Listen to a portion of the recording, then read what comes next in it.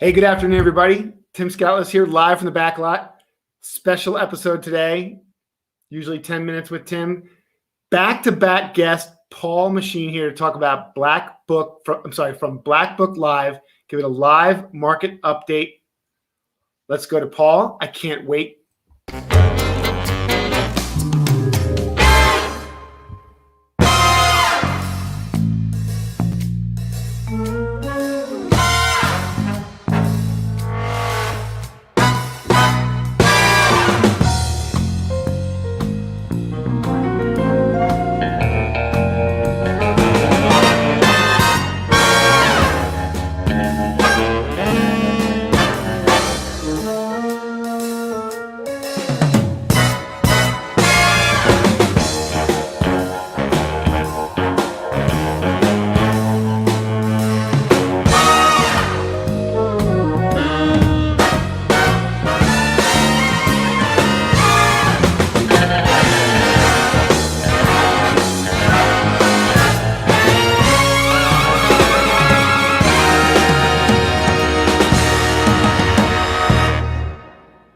Nice. Hey, there we go. Welcome to the back lot, Paul. Long time no see. I know. Thank you for having me. I'm looking forward to being able to have this discussion and see how the audience reacts. I think I've got some great information to share. Hey, awesome. So before we get started, I'm going to tee it up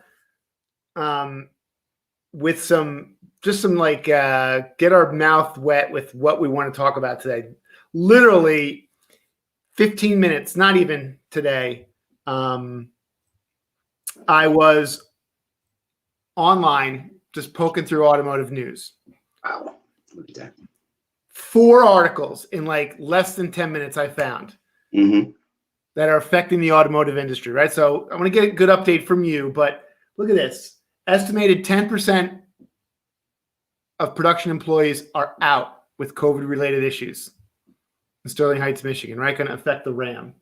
Nissan set to furlough 800,000 UK workers as the chip shortage hits output. So that might be more European, but these are the sorts of things that I think are unknown for who knows how long. Ford F-150 cuts output for 2 more weeks amid the chip shortage. Right? Here's some good news. GM says they're going to come back 1 week early. So maybe that's some light at the end of the tunnel. And here's another thing. So that's all related to the production side. We've got money coming into the system, tax refunds, stimulus checks, fueling sales, dealer lots are empty. Paul, what can a guy do, man? Trying to run a used car department, and it's crazy out there. It is. You know, if you like, I can go through my video update that I'm getting ready to post on LinkedIn. It builds a compelling story on what's going on in the market today. Yeah. It's just like you, as I was going through this, the struggle I had was, wow. I mean, I hope that, we hope that our audience is listening and paying attention so that it's not an issue. They're saying, I'm not stressed over this. Can you see the Black Book screen? Let's see. I'm going to add it to the stream there. There you go. Perfect. So in this week's edition, there we go. I added holding back the dam. You know that story about the Dutch boy trying to keep his fingers in all the dam? Yeah. So I found this perfect image to describe it. And the dam is the mortgages that we keep hearing about. But I found a sneaky little aside that I'll get into. And then the possible accommodations that we have on auto loans and leases. It's really, really scary. So the storm, record wholesale price increases, right? We had the best record last week, and we still had a really strong gain this week. So, and we're seeing the impact of the reduced inventory of new vehicles being produced and the limited supply of used vehicles that's in the marketplace today. We're seeing it and we're experiencing it. Then you dive into a weekly wholesale price index. Look at that spike. Paul, can you go back to that last slide? Yeah. I don't need to screw up. So I post this graph in my Facebook group a lot. It looks to me like there was a kind of a turn down this last week in price changes. Did you see that at the very end there? It wasn't as strong of a week over week gain. Yes, you're right. Okay, that's what that means. Fair enough. Okay. Right. So overall, it was still a gain, right? Got it. And that's what we are experiencing. The gain came from the tax season, right? Okay. The subcompact and compact cars those crossover categories had a over 2% increase, and that was just tremendous. And another major development that we're seeing is that these are inventory that consumers they need to buy. And think about who's buying more of the subcompact, especially in the category of the van, SUV, and truck. Who's buying the subcompact and compact vehicles in that category? There's a lot of people in need there. Yeah, that's the low. I mean, that's the new entry level car, right? I mean, it's affordable. Yes, it is. It is. It is. Can you still see my screen? I can. It looks like your Salesforce. What happened? Buddy? Sorry about that. I was like, okay. I don't think there was anything important there. Can you see it now? Yep. All right, great. So let me get back to that slide there. Sorry, I didn't mean to screw you up. I just had a quick question about that. No, it was great. Okay. There we go. So the one thing I really like to point out here is that the increase is, we know, because of the 1.6 million. Actually, did you know that the anticipation is 1.6 million less new vehicles in production is what's predicted so far this year? Think about that. We went into this year predicting 15 million new vehicle sales. We already have to knock that back by 1.6 million shortage, because we didn't predict the shortage at the beginning of the year. And the market could probably handle well over 17 million, right? Yes. So the demand's there. We could handle 17 million. We thought we'd get 15. We're probably now down to 14. Right. And it's, barring that someone somewhere in the world figures out how to make all the semiconductor super chips we need to meet the demand, that's really going to be a shortage. Yeah. So I started thinking, what's a dealer to do? They need to develop new sourcing channels to reduce their current acquisition costs and to preserve the margin that they can be making on the retail prices. So last week I talked about appraising 100% of every vehicle in the service and paying an incentive to employees who buy it. I had a dealer buddy of mine reach out to me and said, bro, I got to tell you, I got a service advisor. I started this program, and he's been buying about 20 units a month from service customers. Yeah. He now is selling cars for me part-time from those same set of customers, and he's averaging about 15 units. I thought to myself, man, that's a fantastic model. I wonder how many other dealers across the nation have that person in the service drive that has that energy and that drive to do something like that.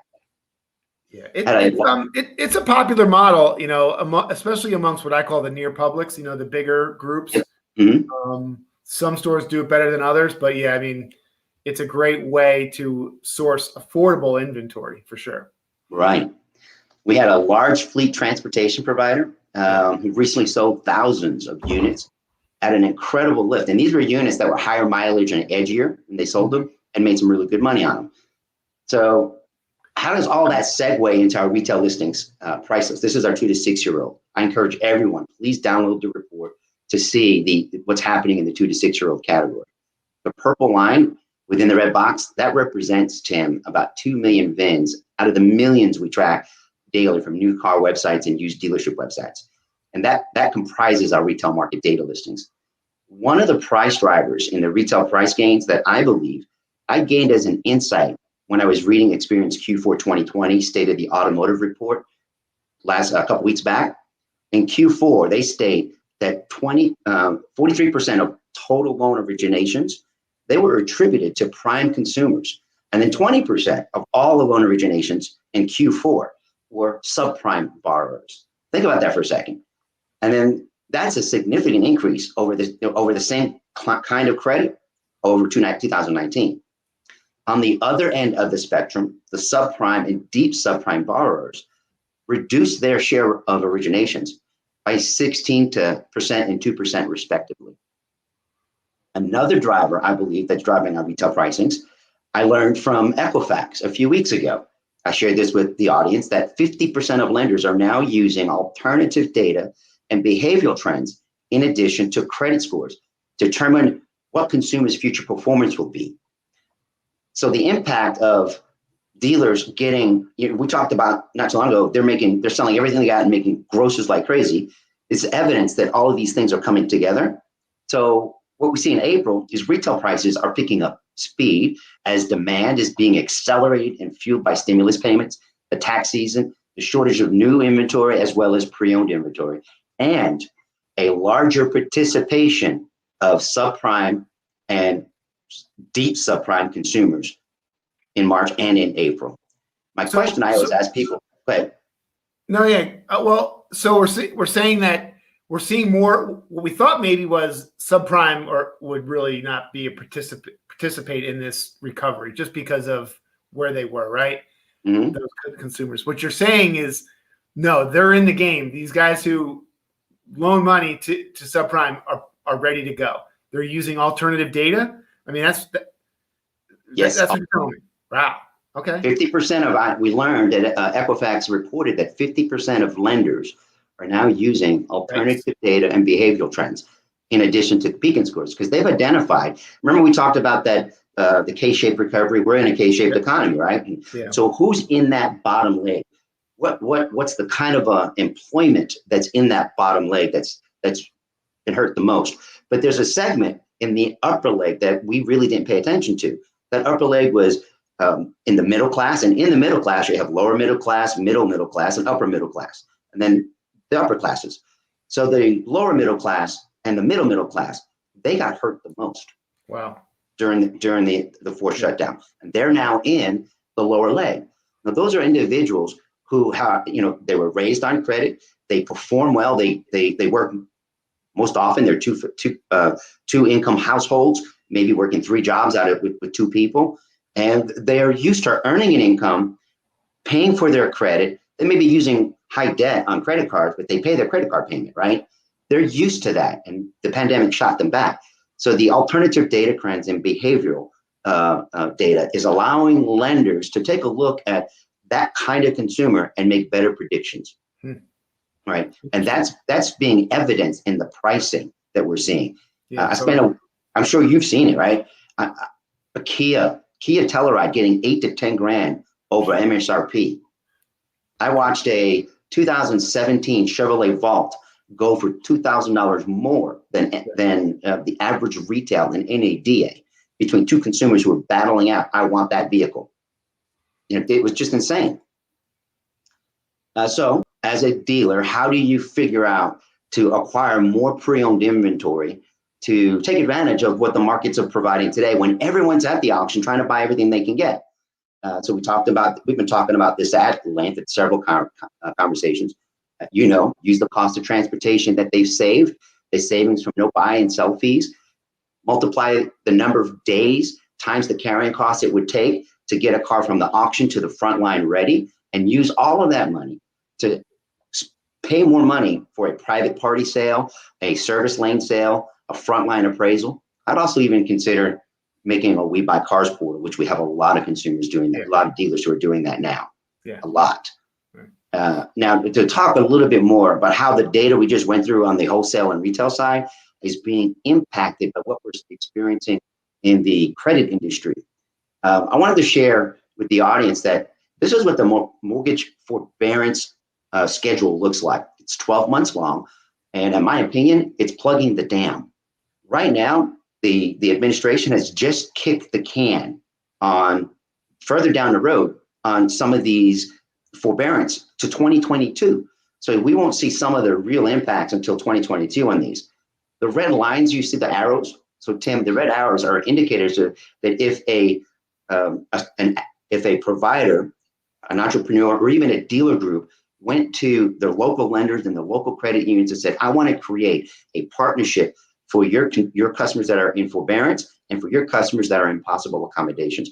I understand one thing, and one thing's for sure, that the average homeowner has 1.88 vehicles. We found that out last week by the DOT in the driveway, and there's 3.5 million potential customers right now that are supposed to be rolling off this summer or getting an extension. There's a total of almost 5.4 million potential vehicles that could become private party sales or trades if you ask for partnerships with those lenders who hold those loans, because those consumers don't know there's options for them.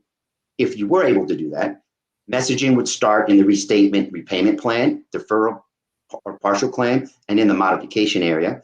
The red box here indicates your customer that's in possible accommodation, that's the time they have to make a decision. And so does that lender. The lender who has the possible accommodation, the lender who and if they're lucky, they also have the bonus and forbearance. So there's a win-win. It's a win-win for the consumer that's distressed. It's a win-win for the lender that has the mortgage. It's a win-win for the dealer or the entrepreneur who's developed the program to buy that vehicle. It's a new market.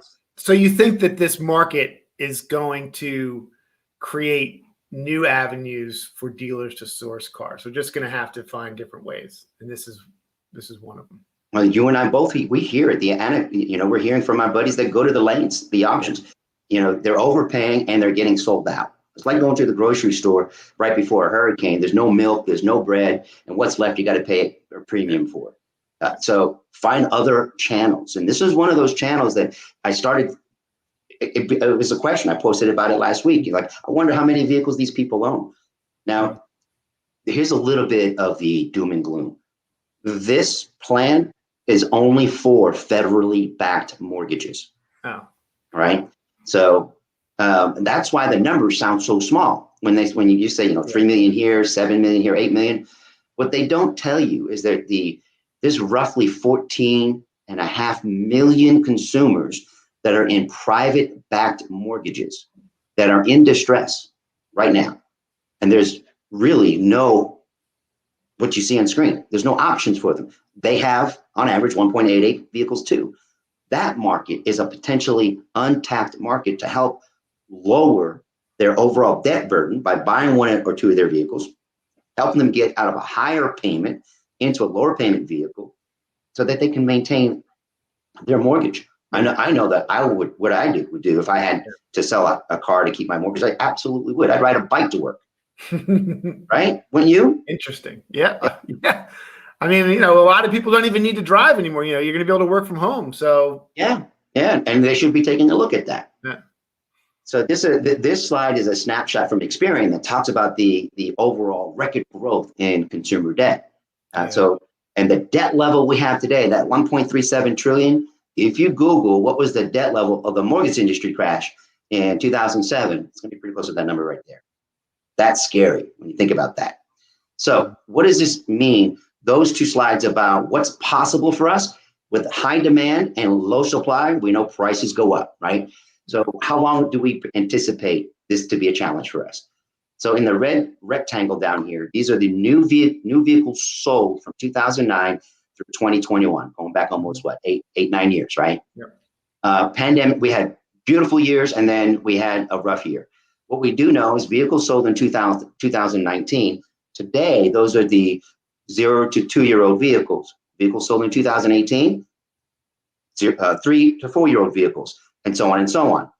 If you forecast forward, if you look forward and say, looking at what was sold, and bear in mind what's in possible accommodation, and look into 2021, 2022, and 2023, we are anticipating a shortage of used vehicle inventory through normal channels. Yeah. Well into 2024. All so right, my message.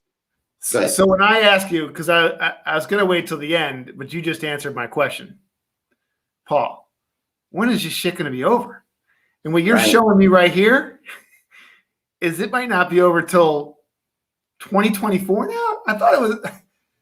I mean, I'm only using the data that's in front of us, right? I mean, let's be real. Where is this now? Who put this out? It's Black Book. God dang. Okay. This is our annual sales. The new car sales from 2009 through 2021 each year, right? And then if you take a look at the second slide beside it is estimated available wholesale vehicles up to 8 years old. And we're looking at what was sold in years prior that makes up these pre-owned vehicles that we've been selling. So we're actually saying 2 + 2 is 6 now. We're using that new math. When you take a look at, okay, what was sold in what's available inventory in 2021, that's coming from 2019, 18, and 17 sales. Well, guess what? We have almost 2 million vehicles that are in possible accommodation. There's not that many repossessions that are coming into the market because there's a shortage of new vehicles being produced. All the fleets and lease companies and rental car companies are holding on to their inventory instead of selling them. So all that inventory that we're used to getting is not there. And we anticipate that's going to continue happening, as you can see in the red box. Yeah, and it's just based on looking at the numbers. Right. There's just, I hate to be the doom and gloom. You said it before. I don't want to be all about doom and gloom, but I guess if you lay the numbers out, we're just looking at a shortage of physical inventory, cars, trucks, SUVs, vans. From normal channels. Unless we find a new channel of vehicles. Right. I mean, unless Elon Musk somehow can create 10 million Teslas. I mean, I don't know, whatever. Right. This is a pretty fair assumption about the predicted inventory supply for the months ahead. So I hope that kind of answered the question for you. And so before I brought you on, I challenged. I called you and I said, "Man, I'm going to ask you the question." And Paul, you delivered. Thank you, sir. I hope the building the case, highlights the need that our friends in the industry really need to throw the box out and start thinking creatively. And that's where I tell you right now, because I started talking about the potential of reaching out to those consumers that are distressed and because they don't know. I've talked to several of my friends. I said, there's a lift in voluntary repossessions. Yeah. So, and those are coming from consumers who are rolling off of mortgage forbearances and they're saying, shit, I can't make my mortgage and 2 car payments. Right. And I don't know what to do. I can't trade my car in. They don't know to go back and work with the lender. Yeah. Yeah. Well, Paul, we've got interesting times. I'm going to tell you, I want you to come back again, maybe in another couple of weeks. Hopefully we've got some different news. It looks like we're going to have some more of the same, but dude, you have delivered, man. Thank you so much, man. You're awesome. Thank you. Namaste. Namaste. Hey, have a good weekend. All right, Paul? You too, brother. You take care. Them all. We can always buy more.